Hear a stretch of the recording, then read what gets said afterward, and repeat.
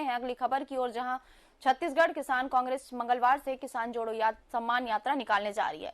मुख्यमंत्री भूपेश बघेल, कांग्रेस के प्रदेश प्रभारी पीएल पुनिया, प्रदेश अध्यक्ष मोहन मरकाम इस यात्रा को हरी झंडी दिखाकर रवाना करेंगे और इसके लिए 36 वाहनों को रथ की तरह सजाया गया है।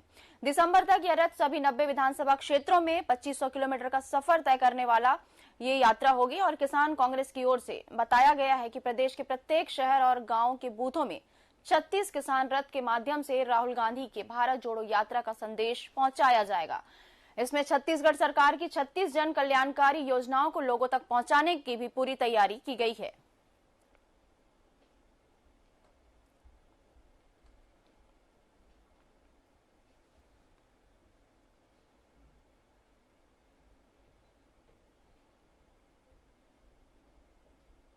और अगली बड़ी खबर बिलासपुर से मिल रही है, जहां न्याय मित्र आज अरपा नदी का निरीक्षण करने वाले हैं। बिलासपुर से तुर्काडी तक लगातार उत्खनन के चलते 5 रेत घाटों पर खनन पर इसमें रोक लगाई गई है, जिसके चलते अब खनिज विभाग ने अरपा नदी के संरक्षण के लिए इसमें रोक लगाया है।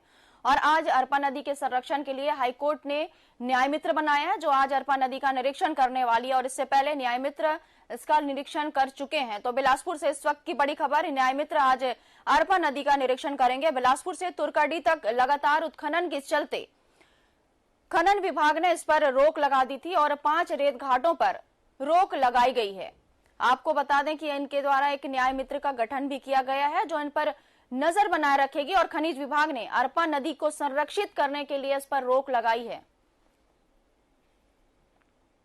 इस वक्त की बड़ी खबर बिलासपुर से, आज अरपा नदी के संरक्षण के लिए हाईकोर्ट ने न्याय मित्र बनाया है, जो आज अरपा नदी का निरीक्षण करने वाली है। अवैध रेत उत्खनन को और अरपा नदी को संरक्षित रखने के लिए न्याय मित्रों के द्वारा आज अरपा नदी का निरीक्षण किया जाना है।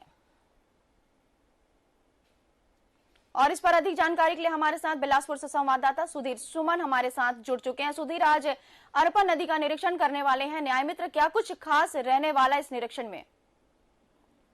बिल्कुल अंबिका, देखिए लगातार जो अरपा नदी के संरक्षण के लिए यहाँ हाईकोर्ट में एक याचिका भी लगाई थी, जिसको लेकर के एक टीम बनाया गया है न्याय मित्रों की और उनके द्वारा ये देख रेख भी किया जाएगा।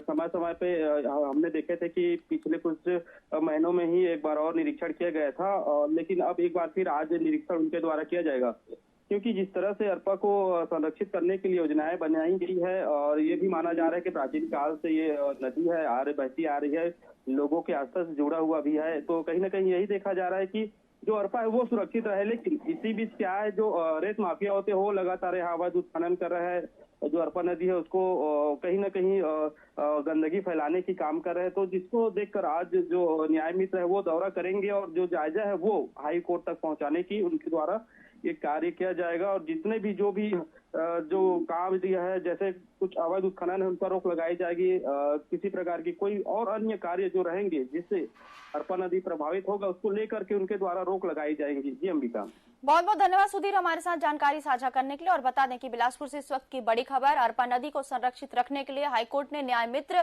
का गठन किया था और आज न्याय मित्र अरपा नदी का निरीक्षण करने वाली है।